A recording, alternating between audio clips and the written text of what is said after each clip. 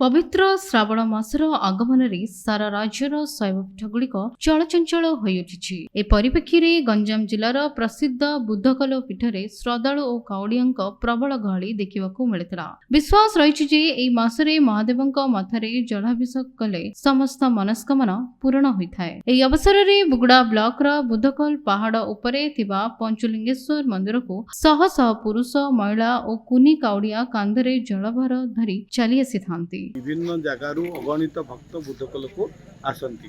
ये बुद्धकल हूँ आम अंचल आस्था विश्वास केन्द्र एवं एटी पंचलिंगेश्वर एठी रही एवं बुद्धकल हूँ आमर ऐतिहासिक पहाड़ मध्य रही तथा कथित ये जो बुद्धकल गुंफा मध्य प्रसिद्ध गुंफा रही। तेणु अगणित भक्त श्रद्धार सहित आस्थार सहित एटिके आसती।